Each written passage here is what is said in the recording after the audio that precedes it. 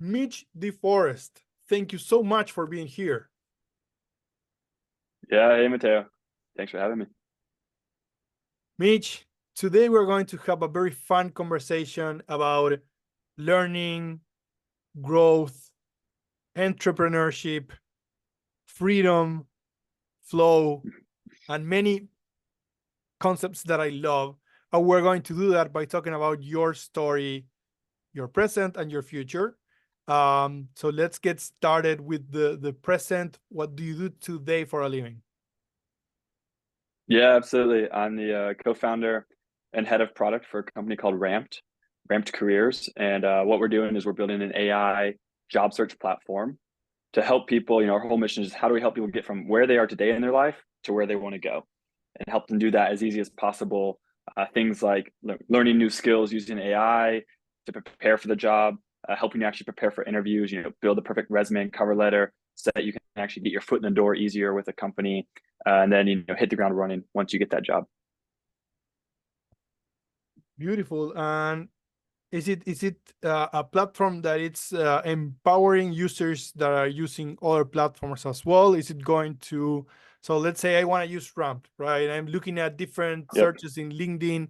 Am I using Ramped instead of LinkedIn, or am I using Ramped to increase my possibilities of getting a job through LinkedIn? And Ramped is going to tell me, hey, your profile could look better, your resume could look better, and you should get these skills to get the jobs that you're looking for. Yeah, good question. So today you're using Ramped with other platforms. So yeah, you're using LinkedIn, Indeed, ZipRecruiter, Monster, whatever job board you're using, and then you're using Ramped to help optimize resumes, cover letters, help you prepare for the interview that you might have next week with another company, and then in the near future we'll be adding jobs to our own platform. So then we're kind of going head to head with other job boards where you will be able to, and this is what I'm really excited about, you'll be able to come onto Ramped. And what we've been really working on the back end of AI is we're really getting into the weeds of it now, but I'm excited about it. So we're helping people, we're helping surface all the information about you to you, because sometimes you don't know what skills do you have, you don't know what job you're gonna be a good fit Right. for, right? So when you come into Ramped, we can learn about you, what skills you have today, where you want to go in the future, your personality, and then help recommend jobs to you based on that information so that you can say, okay, this is actually a good fit for me now, versus, how most people do the job search today. They just go and mass blast their resume to every single job that they can find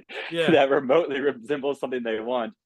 And then they interview and like, oh, I don't even want that. I don't want to be in sales, or I don't want to be in product, and it's a slow Or road to get there. So yeah, I'm trying to shorten that or gap. or then we complain that we're not getting called and we didn't even look at the job description and we just hit Yeah, go go go yeah, go. yeah. I've gotten zero interviews. Well, like, you're applying for senior, engineering roles. Like, you're not an engineer. What are you doing? Yeah, exactly. Very good. So let's go back to the past now. How did you get here? Did you always want to be a founder and run your own business? Did this happen by accident? Tell us a little bit about hmm Mitch's history. Yeah, definitely. So, 100% always wanted to be a founder since I can remember back in like high school. And I watched my dad start a company growing up, and I think that kind of like gave me the itch, right? And he was kind of my role model in terms of like, okay, you can do this on your own. You don't need to go work for somebody else. So that was the itch. The truth is I had zero clue how to do that, right? Watching him build a consulting business was really cool, but I knew I wanted to do something kind of in my mind, product related, and I didn't know what that meant though, right? So I've always chased freedom and want to be able to do things on my own terms, and I thought like the entrepreneurial life was calling me. I also read Tim Ferriss's 4 Hour Work Week growing up, and I was like, that's what I want, right? That's my future. So I didn't want to build a consulting business like my dad, right? He had 20 employees and on the road every day, traveling. So I wanted, to be able to work from Bali and hang out. But I had no clue how to do that. So I went to school for general business, came out, and it was like, where do I start? And what I did was, I didn't know what to do. So I went and joined the smallest company I could find, a 4-person company. And I figured learning from a founder who's done it a couple times over is probably the next best thing to me doing it on my own. And that's kind of like you'll see that, throughout my life is like, if I don't know what to do, it's like, let's just go learn from somebody. That's normally my first step. And, if I'm lacking confidence, like I'm going to go borrow some of their confidence and then get confident in the meantime. So yeah, that's how I started. Joined a startup, and then over the years, kind of learned the ropes, and then a couple years later, was able to start Ramped. Are you at a point where you have that freedom to like go work from different places, or I don't know if you want to go swim or surf during it, any given day you can do that? Where are you now?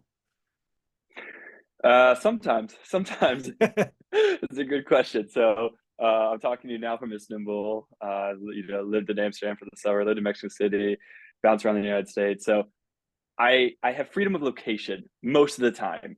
Now, am I flying first class there? No, right? I'm flying economy. I'm staying in the cheapest Airbnbs I can find. So with money, all these freedoms increase. But I definitely have freedom of location.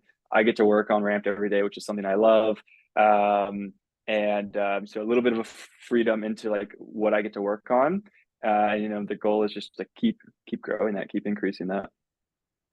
Very good. And what was the hardest thing about starting Ramped, and how did you overcome those challenges? I think the hardest thing was starting.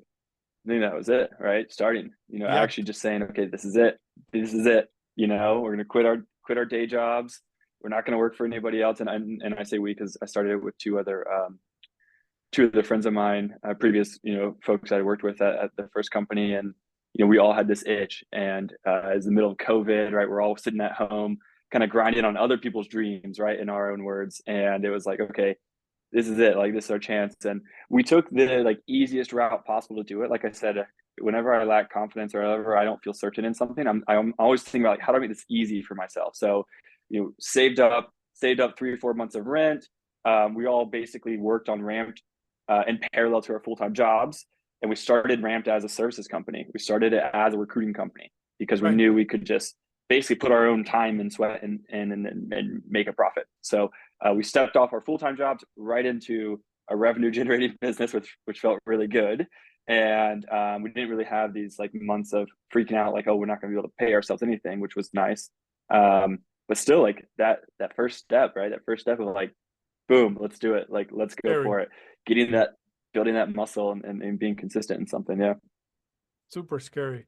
And before this, you were you almost were, you were a professional athlete. What were you? Tell me a little bit about that. No, I was I swam growing up competitively. I swam all through college, and made it to Olympic trials. It was the furthest I made it. But not a professional by any standards. But yeah, that was my life. But almost there. I mean, you were an athlete competing, and you were very good at it. Did you think about were you trying to become a professional athlete at that time? I was trying to, in high school, right? The dream was always like, I think, a lot of kids growing up, like, go to the Olympics, right? That was the dream. And all of high school, working, 20 hours a week. When I went to college, like swimming 40 hours a week, right? Like, that is your life. That's your full-time job for sure. Right. By college, I realized like, okay, the Olympics are a long shot, right? Like, go to Olympic trials. I got top 50, which was like an amazing accomplishment for me. But, that was the extent of my professional, not yet swimming career. But I loved every minute of it. Like, that was my life. It was like, how can I become max my potential in that sport? And I think I did it, or just quite did. How hard does the training get? I was talking to, I'm not ignorant in terms of professional training to be a swimmer, right? And to get to that level. But I was talking to one of our developers, was a swimmer as well. And he told me that one of the trainings that they had was like taking it to, the limit in terms of like, you were almost puking, right? And then you were testing blood to see how, and tell me a little bit about, for people that like me, that don't know what it means to train hard to become, a swimmer, what it is, what it means, and how far you're pushing your body and your mind. Yeah. It sounds like your friend has been through it as well.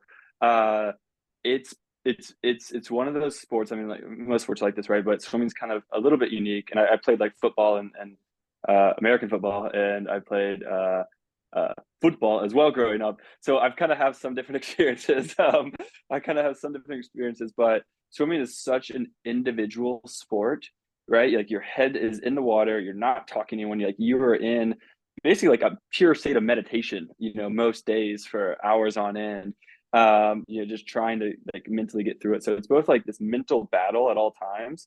And a lot of sports are like that. And then the physical, like one of the most like grueling endurance sports out there.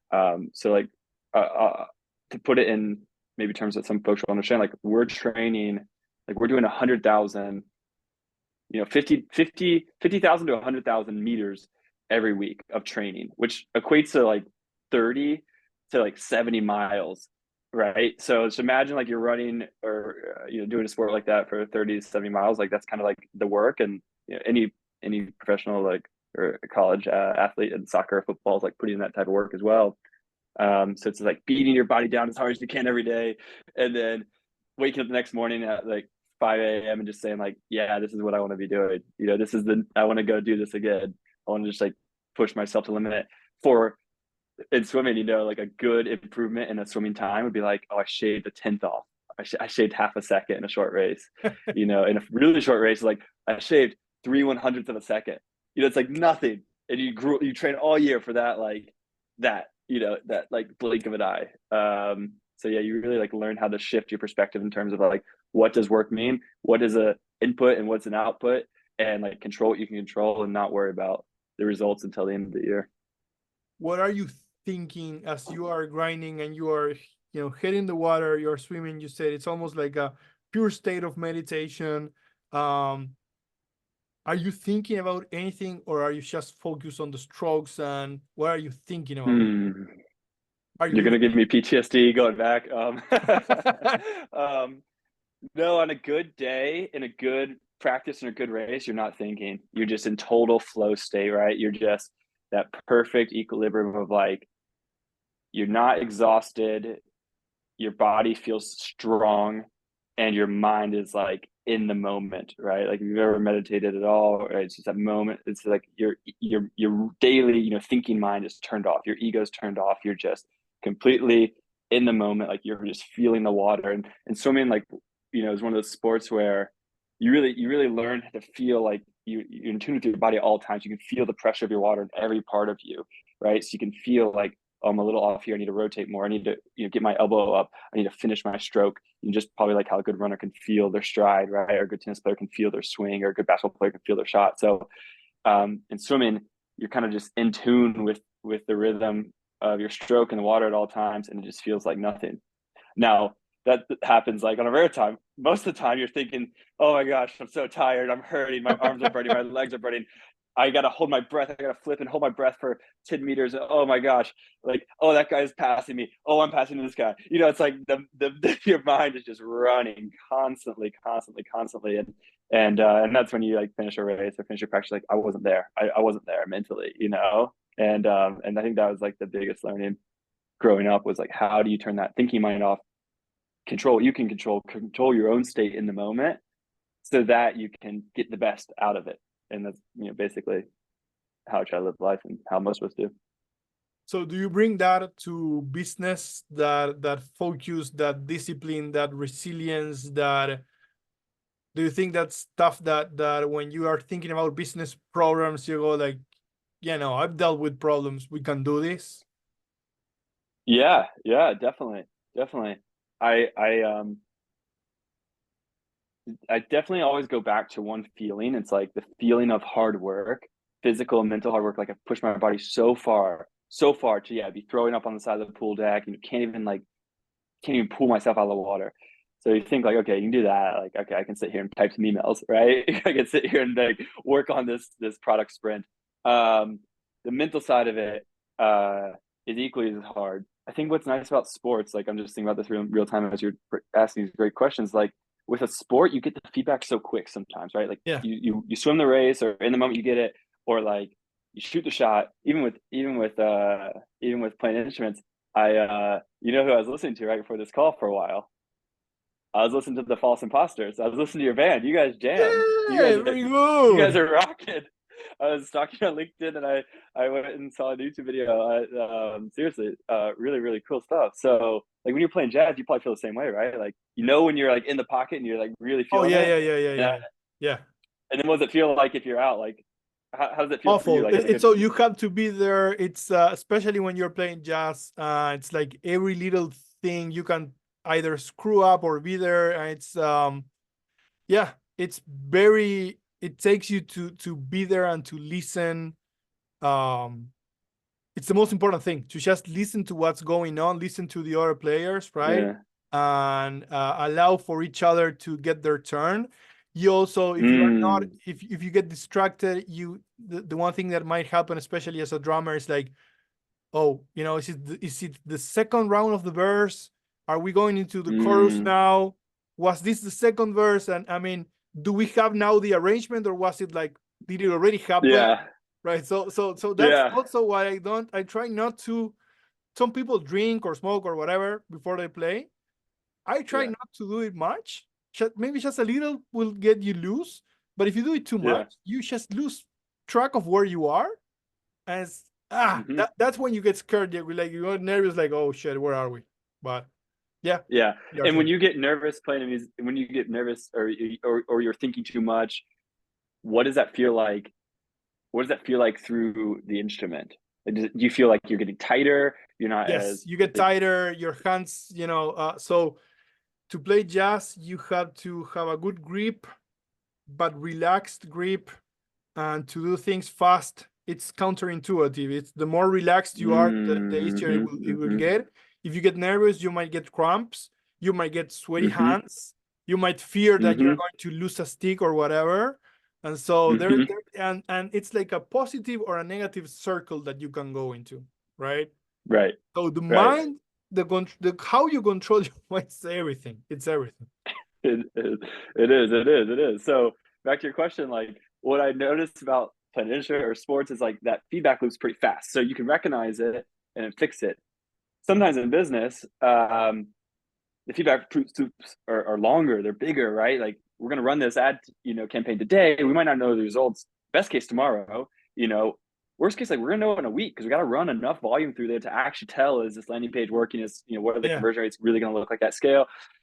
So you have to like spend a lot of time focusing on the inputs and be confident and calm in them, and then be patient in the outcomes and not sit there and over optimize something that we don't know if it's broken or not. And that's literally what we were talking about today on our team call, is like, is it broken? Is it not? Like, do we have enough data? Like, have we ran a good test?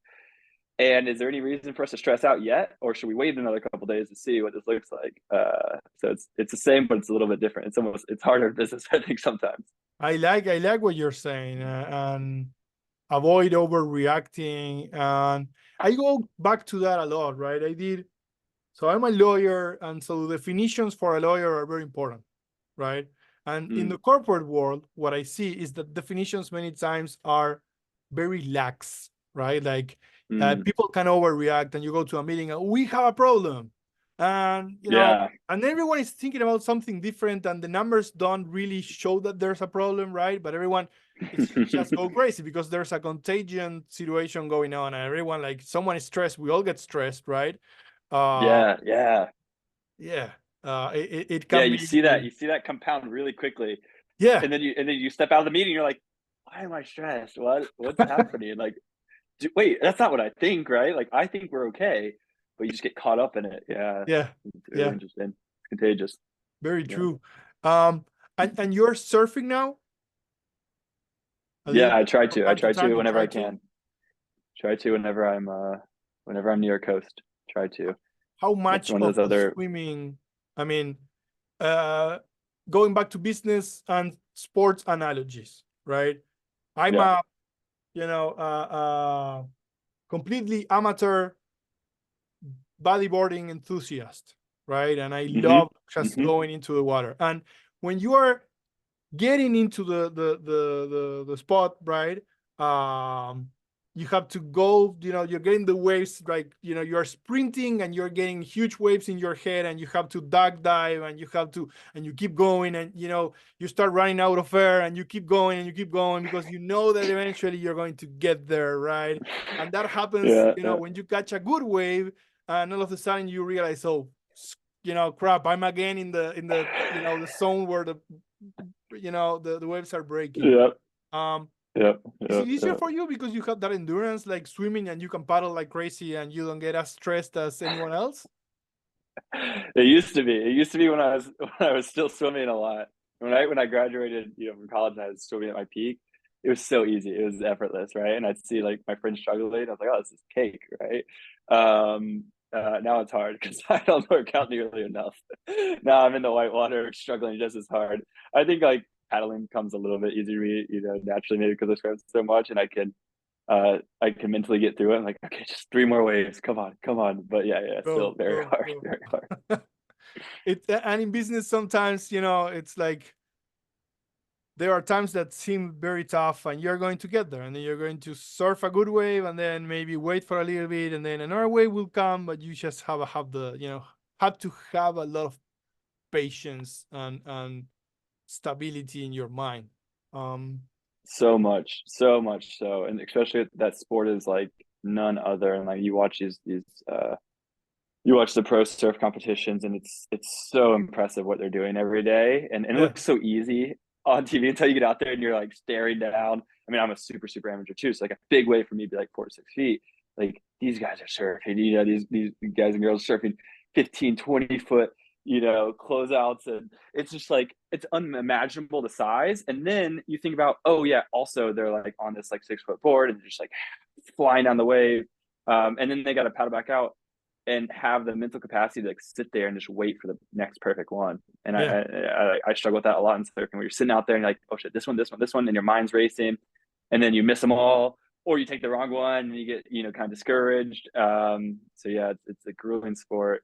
It's kind of like golf in that way, right? It's like the mental game is way more important than the physical game sometimes. Um, So you also did a lot helping little kids with swimming lessons. How did that came about? Why did you start doing that? Mm-hmm. So growing up, because I swam so much, I never really had time to work um, like a full-time job in the summer or anything. So like, my sister and actually my mom started it. She would teach swim lessons. That was what she did all summer, right? She taught Okay. my parents swam as well, so she taught swim lessons, and then of course roped my sister and I into also teaching swim lessons, and would pay us to like come and just demonstrate or like help out. And then as we got older, right, in high school, we started teaching swim lessons full time as well. So that was our job first and foremost all summer long. We'd swim in the morning, we'd go and swim ourselves, practice, and we'd teach lessons for 4 or 5 hours every day, and then go back and train at night. And then when I got to college, the pool at the university did swim lessons every Sunday for free for anybody in the community that wanted to come and just learn how to swim. And for me, like swimming is life, right? Water is life. It's just like so much of what I knew growing up and still do. And I want to, everyone to experience that. Like as a little kid, to be able to jump in the pool and swim around with your friends is one of the funnest things you could do in the summer at the lake and the ocean. And for someone to be afraid of the water, there's no reason, right? Like if you learn properly how to prepare and teach yourself how to swim, it's great. So yeah, I wanted to give back, wanted to be able to like share my joy with everybody in the water. And it's just so fun, honestly, like to get out of your own head and your own stresses in life, whatever they are, and like watch somebody, learn something in real time, take them from being deathly afraid of something to jumping into the deep end by the end of, an hour is very, very, very cool experience. It's something we take for granted, right? Because most people that we know how to swim, right? And if you don't know how to Mm-hmm. swim, it's also like you can feel like an outcast, right? All your friends are going to Yeah. whatever, and you go there and you go like just staring at people like, yeah, no, I'm going to stay here, like, yeah, whatever. Yeah. Yeah, exactly. It's one of those like life skills that you should definitely know. If you're gonna be Yeah, around water at all, like literally save your life. And then it just opens up so much more of the world. It yeah. does. So water means a lot to you, and it runs through the family. what's your earliest memory of the water, the ocean, or fondest memory of like, was it when you were looking at your mom or the pool or whatever and going like, yeah, I want to do that as well? What comes to mind? That's such a good question. That's such a good question. I'm trying to go back now. You ever have the problem where it's like somebody asks you a question about your childhood and you remember pictures from it and you're like, do I have that memory or is it just a picture of a memory? Yeah, So there's lots of pictures that come to mind from early on, me like in the water at the lake and stuff, but I know I don't remember those. I think some of my earliest memories are literally just swimming competitively, like in a summer league swim team, and it's like you and all your other eight-year-old friends and you're eating candy before the races and you're drawing on your arms and Sharpies and just like you're having so much fun. It's like the race it means nothing, right? Like you're not there to win, you're not there to like do anything other than hang out with your friends and it's the middle of summer, so you have no school, you have no worries. I think those are probably all my super pure, early memories. pure play, pure joy, Pure pure play. mindfulness. Yeah. Yeah, exactly. Yeah, it's beautiful. It's beautiful how kids have, that way of just looking at things, and it's like what we should try It to is. do, like be kids as much as possible, like be a kid, right? Enjoy it like a kid. Um, Yeah, yeah, that's really it. That's the key to it all, right? yeah. But we get in our own way a lot of a lot of the time during the day. My one of my earliest and fondest memories of the ocean. So we used to go, my parents used to take us to like this hippie, like fisherman's town in Uruguay that had no electric light. So first thing at night, you will see the entire sky full of Oh, stars. It was like magical, right? And then amazing. ocean, surfers, etc., etc. And I remember not being able to sleep. And my father was, we were like a shabby house, whatever. And my father came and he's like, what's going on? And it's like, I can't sleep, right? I'm having trouble getting asleep. And he was like, okay, let's open the window. Now hear the waves, right? And he opened Oh, the window yeah, and he made me like, yeah, and he was like, does that sound, do you like the sound? I'm like, yeah, I love it. I was like, okay, just follow the sound, follow the beat of the sound, and follow.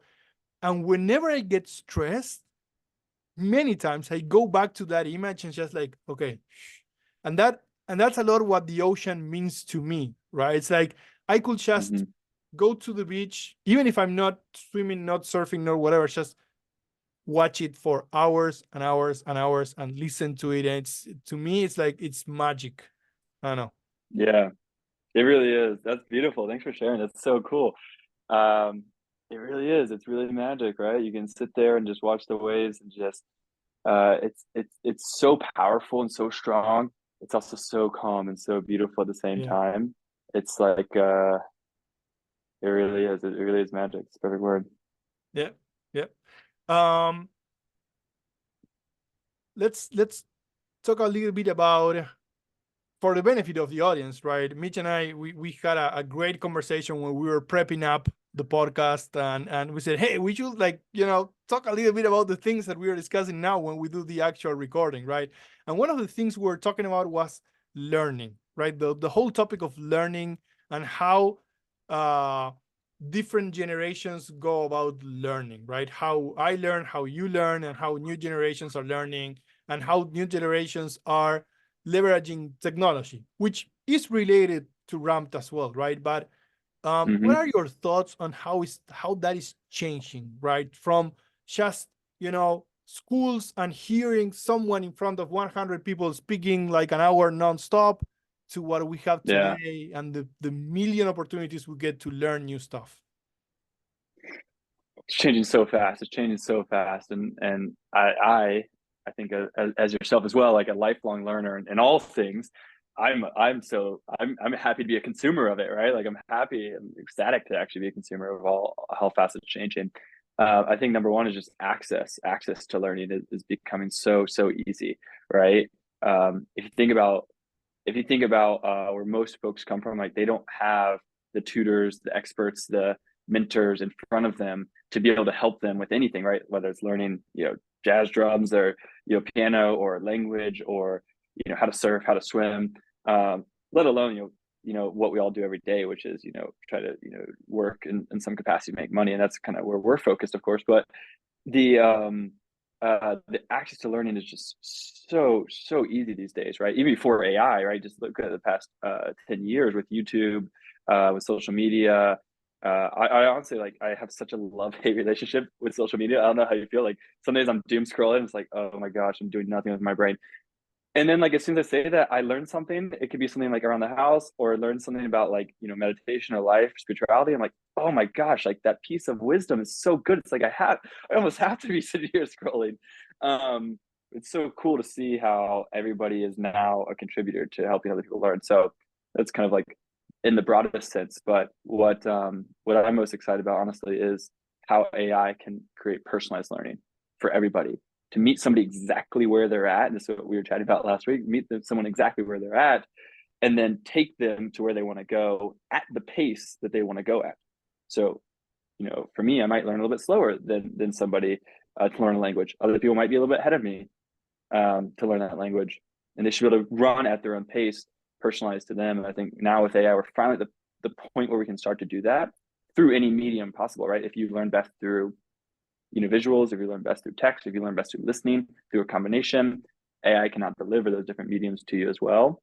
And that just opens a whole world now to allow anybody from anywhere, as long as you got internet access and $20 a month, right? You should be able to learn anything you want to learn. It's crazy. It's science fiction picking up, and the things that we read, that we watched, the movies that, the concepts that we were crazy about when we were younger, they are all becoming real, like real today, right? Someone was showing me real. I'm learning piano, right? And I'm going to a piano professor, and sometimes I will go on YouTube and find stuff, whatever. But a friend yesterday sent me a clip, and he said, look at this app in Apple Vision Pro. But I think it's an app that probably exists for all of AR VR glasses, right? So you put on the glasses, you look at your actual piano, right? Not a whatever version of it, like the actual piano you're looking at, but then overlaid on top of it, you are getting, like, the chords are coming to you, and you see the chords, and you go like, okay. And it's giving you feedback of what you're doing wrong, and it's giving you feedback of what fingers you should use for each of the chords, right, etc., etc. To what we were talking the other day about immediate feedback, is like, oh, it's there. It's there already. It's there. Right? It's there. You got it in real time. Real time. Does it gamify it too? Does it, like, create? I've seen so many cool demos of VR lately, where it's like cleaning the house. It puts, like, coins around the house. It's like, oh, you're gonna vacuum up the coins. It gamifies you. Like, now you're creating, like, a real live rock band, right? Where it's like, oh, you can make your own songs, or it's gonna give you points. That's cool, right? That makes it fun. That makes you want to do it, and it gives it to you at the pace which makes it achievable. I think that's why so many folks normally stop learning the skill. It's too hard, right? The friction is too hard, and you feel dumb. You feel bad, right? Like, learning something often feels really hard. It feels really bad, and you get stuck in this kind of like pit of despair where you're like, I'm never gonna be good. Like, I've tried, all the apps. I've tried, to learn, Spanish. I took 4 years. Like, I'm never gonna get it. It's like, no, you will get it, but you got to stick with it. And maybe you just haven't been learning in a way that, like, you learn best. To be able to do that now at scale and personalized for almost free is going to change the world. It is already changing the world. It's changing the world. Look, I am an attorney. I missed most of my classes when I was in law school. I hated them. It was, I am forever grateful, because in Uruguay I had public university. I didn't pay a dime, and I became an attorney. Thank you. Now, that's great. What that meant was 300 people in a classroom, and one professor, like, talking, and not giving you, like, real life examples or whatever, not being able to have any sort of feedback, because there's 300 people in the classroom, and the dude is just talking nonstop, right? So I would, most of the times, I will skip classes, knew that I was going to have to take the exam, but I would just study at home, study with the books, whatever, right? Yep. Completely different world today, right? Imagine what I could have done with all of the different tools that exist, the videos, the whatever, the classes online, the simplification, the examples, the you know, back to 4 years ago, I wanted to learn more about finance and P&L and whatever, et cetera, et cetera. And so I took a course online, a Wharton Coursera Mm-hmm. course and a Mm-hmm. specialization. It was like 6 months, and I paid like $300 for something that was, you know, that had professors from Wharton, right, which is an Ivy Yep. League, right? Who, you know, and that's already old. We're talking something Yeah. about like, Yeah. you know, 6 years ago. It's already old. Yeah. It's you know, there's It's already already old. something so much better, right? It's crazy, and it's, I think at the end of the day there are no excuses for ongoing learning, and it's about curating and choosing on the list of things you want to learn, like just Yeah. learning how to focus, right? Because everything is available. You could learn whatever. You just have to choose something because there is not enough time. That is I literally was doing that yesterday, sitting down. I'm like, okay, I cannot learn all this at once, right? Like, because it still takes time. It still takes time, no matter how easy the information is, you know, to get. It still takes time and effort. It's getting faster, like your piano VR headset, right? That's going to speed up things a lot, but still takes time. So yeah, focus in. How are you familiar with one of my idols in this whole space is Sal Khan Academy? Are you familiar with that organization? So it's a nonprofit, Okay. Khan Academy. He started it probably like in the 2010s, I'd imagine, teaching. He was like a Oh, banker, like right? fast But his learning, the guy that the whole thing about learning fast and reading, you know, faster and mindfulness and all of that, or am I getting it wrong? No, I think that's somebody else. I know who you're talking about, like the quick learning method, maybe. No, Sal Khan started Khan Academy, which is literally a repository of YouTube videos on different subjects in school. So like I got through calculus watching his videos on how to, you know, solve calculus problems. And he covers everything from like kindergarten to like college level courses now. So, and that's what it was for the past, let's call it decade, right? Just YouTube videos, really good YouTube videos. So like, I'm going to break down how to do this. And then he started adopting it in classrooms. So he called it like flip the classroom, which is basically what you were talking about a second ago, which is you, instead of like most classes, right? When I learned calculus in high school, I'd spend an hour with the teacher at the whiteboard, and I had a really good calculus teacher, right? One of the best in the state, but still, like, this is how we learn. Like, she'd sit there, talk to us about whatever we were learning that day. You try to memorize it all on top of everything else you got going on in your life. Then you go home and you practice it for 4 hours at night, trying to like, oh my gosh, how did she do this? Like, right, where am I messing up? Right, you have no clue. You have no feedback at home. So he says, flip the classroom. Right, at night, watch the videos, watch the learning, learn how to do it. Then you come in school the next day, and your classroom time is practice. So now the teacher isn't teaching you. The teacher's walking around and helping you learn. The teacher's correcting your mistakes. The teacher's working with you one-on-one, because now you can move faster than me. And maybe it takes me a little bit longer to learn, but every student's now moving at their own pace. The teacher's facilitating the help, not the actual teaching. So like that type of method in school has been really popularized. And now what they're doing is even cooler with AI. Like now you can, you know, personalize it even more and give the student exactly what they need at any given time. It's all about how do you get those feedback loops faster. And I think he really, at least in my opinion, you know, kind of revolutionized education in that regard. We live in very interesting times. So freedom is very important to you. Purpose is very important to you. And it seems to two things, right? I was talking to someone today that founded a company at age 17. And what he said to me is like, it's easier for me. He said, what I'm doing is not that wonderful. It's just that it's so easy for me to learn whatever I want to do. He was like, if I want to launch something, like if, you know, the Mitch of a few years ago, like he said, it's very easy for all of us, 17 years old, et cetera, to just go and learn, right? Yeah. And so, and also the way that they think about work and the possibilities that they see, right? He says like, I know there's a million possibilities out there. It's like a growth mindset of like the dude is talking. I'm listening. I'm like, yeah, you're right. And there are a million things that didn't even exist just a few years ago, right? Yeah. Do you see that as well? How do you think about younger generations, their approach to work, and how that's changing, and how that impacts or not what you're doing at Ramp? Yeah. Yeah, absolutely. I mean, I'm jealous, right? I'm jealous. I had it a little bit easier maybe than you, right? I had YouTube at my fingertips going through high school and college. But the younger generation, they have so many role models. Like we talked about Tim Ferriss earlier, right? Like the 4 Hour Work Week. That kind of like was the god, the idol to a lot of folks, when I was growing up that wanted to go down this path of like doing their own thing. But now the younger generation, everyone, I mean, everybody's a role model, right? Like they have folks in their school, at their next door neighbor, at their church, like everyone's doing their own thing, it seems like.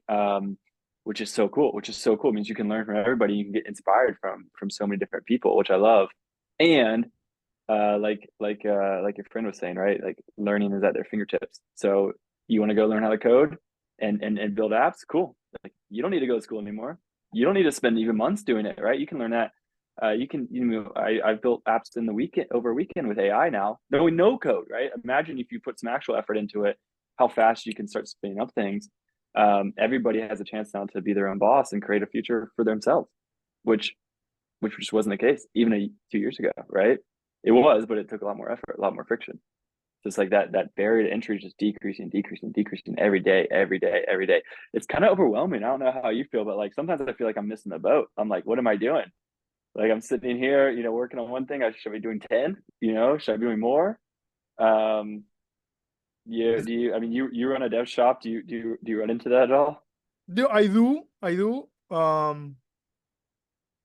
And I also struggle, so couple that with liking music, liking surfing, and having 2 small kids, right? And having to be a parent, Yep. and having to be a husband, and Yep. having to, it's like Yep. I'm torn apart in so many different directions. But I choose, right? I choose. I go like, okay, it's impossible to do everything. I'm doing Yeah. my podcast. I'm doing this. I'm running the dev shop. Um, I'm going to spend quality time with my kids, and then I'm going to play drums and maybe do some surfing. Um, and if I surf less, right, and if I don't do it every weekend, that's fine, because maybe I'm just taking my kid for his, you know, game, football game, whatever, Yep. right? And Yeah. so it's weird, right? I get anxious, but I also, like you said, I also get anxious for downtime where I'm not really thinking that much, and I'm more like in the moment, like what we said about Yeah. water. Like last year, Yeah. for my 40th birthday, a lot of friends from high school, we all went to Costa Rica and we spent 10 days just surfing. And I didn't use my cell phone. Nice. The only thing I Oh. did with my cell phone was to check in with my wife, which, Yep. if you're married, you don't do that, your life is at stake, right? But that's the other thing, I was just surfing from 6 a.m. to 11 a.m., then eating something healthy, then resting, then surfing again, right? And I was like in the moment. And sometimes there's so many things to do, so much to learn, so much that it can be, like you said, overwhelming. hmm So I try to keep a balance and choose, but I also try to remind myself there are no excuses, right? Yeah. Like when I wanted to launch the podcast, right? There are no excuses. Everything is Yep. available. I can talk to people from around the Yeah. world. It's super easy. I can use a Zoom, whatever. You want to do it, you can do it. No excuses, right? Hop on. Yeah. Yeah. Yeah. Yeah. There really is no excuses. So then it's just you against you at that point, right? It's just Yeah. you against you. It's just, all right, are we going to take the step? Are we gonna do the next step that we need to do this, or we're not? And if you are or you're not, right? And sometimes that can hurt. That hurts worse, right? Knowing Yeah. that you're not doing what you should be doing. Like what you said, getting started. Like I ask you, what's Yep. the hardest thing about starting a business like Ramp? And you are starting, right? Starting. And I see that all the Starting. time. People come to me like, "Oh, I would like to do that, like, to get started." And the one thing I tell people is perfection is the enemy, and consistency is your friend. Just, get Yes. started. Yes. Perfection is the enemy. You will get better. Yeah. Worry Yeah. less. Do more and worry less. Worry less. Do more, worry less. How do you feel? Have you felt that in the podcast? From the first episode to now, do you feel like, oh, this is way easier, way better? Definitely. I feel like, Yeah. right now it's like your mind flow state when you were swimming and you were not, you were enjoying it and not wanting to puke. Well, at first I wanted to puke. I don't want to puke anymore. It's kind of like that, right? At first I was like, oh shit, I have to remember all the questions and right, and maybe I'm forgetting, where we are in the conversation, etc. And now it's just like talking to friends and enjoying the conversation. And yes, absolutely. It's a muscle, right? Like anything, you get better at starting. You get better at feeling like shit, at feeling dumb, at feeling bad. The feelings, they don't always go away, but at least you're a little bit more comfy with them, right? You can be like, okay, I know that 10 reps later, 20 reps later, I'm not going to feel like this anymore. Yeah. It becomes a little bit easier, a little bit easier, a little bit easier. Yeah. And it's something that I try to teach to my children as well, right? I mean, their tolerance for frustration is something that you keep teaching them. Like they are starting to learn piano right now, or my little kid, he wanted to be like the best football player. He watched the World Cup, the soccer, the World Cup 2022, right? And then he's like, I want to, he's like 6, 5 at that time. Like, okay, it's going to take, just keep going, keep going, keep going. And now he's much better and he's 6. And like, dude, you're 6. By the time you are like older, you will be great. It's like chill and go through a process, right? And you cannot get stressed about that when you're 5 or 6. Yeah, that's cool. You're a good dad. You're a good dad, because that's like, if you can learn that early, it makes everything else easier. You can just learn that it takes time, learn that you're going to put in effort, and you can do more to try to get there faster. But control those inputs and don't worry about the outcome. Yeah. So I think you gave a lot of insight into what it means, but if you had to define success, and if you had to define, if you look at the next 5-10 years, what does success mean to you, Mitch? Yeah, it's a great question. I'll answer it maybe a little abstractly first, and then we can talk in detail. But I think success for me has always been, since I can remember, like writing this down in high school, which is like freedom, right? Freedom is key for me, right? I want to be able to do whatever I want to do, wherever I want to do it, whenever I want to do it, whenever I want to do it, right? So it's like, how do I just create a life of freedom? And part of that is being able to have enough money to do it. Part of it is being able to surround myself with people that allow me to do that, and I allow them to do that as well. But lately, what I've been trying to do even more is like refactor, it's basically what we've been talking about this whole conversation, right? Go back to, okay, freedom's the outcome. I can't just make that happen tomorrow, right? So what are the inputs? What do I need to do every day to make that happen? And that's what I've been trying to do and practice, every single day, is like, what step do I need to take today to get there? What's my input, right? And what am I afraid of, or what am I not doing? What we just talked about, that's keeping me from getting there, right? So success now is, I'm trying to change my reaction to things that feel uncomfy, things that feel fearful, things that get me out of my comfort zone. Instead of retreating, just keep pushing, and that's what success feels like. That if I feel that feeling of, oh, I'm a little scared, or like, oh, this is new, this is pushing the limits, that's good. That means that's success, right? So feel that and then push through it. And you might feel worse for a second, but like, know that, keep going, like you just talked about, keep putting those reps and you'll feel better. So I don't know, I'm kind of in this transition period where I'm just trying to refocus on, that's what success means to me right now, like the inputs, not the outputs. And then the outputs, hopefully 5, 10, 20 years later, I'll have multiple streams of income on autopilot. I'll be living all over the world. I have a beautiful family. I'll be hanging out and drinking great wine and playing guitar with great friends. That's the outcome. So I'm trying to do the things today that are going to get me to that life. Bring your guitar home. We'll jam together, or let me know where you are. I'll drop by. I like your vision. I'm trying to get there as well.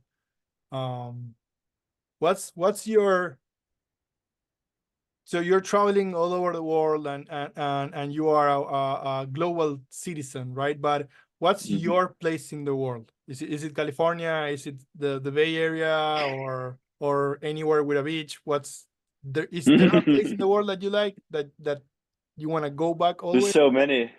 Yeah, there's so many. There's so many. I found a couple of places that I keep gravitating back towards. I haven't found one place that, this is home.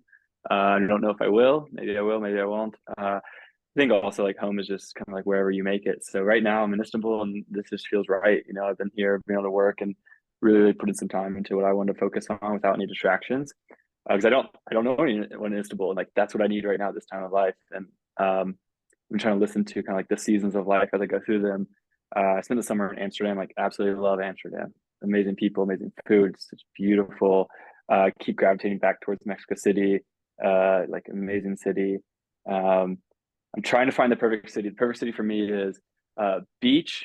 It's like honestly, like Rio is the closest one, right? It's beach and city life combined.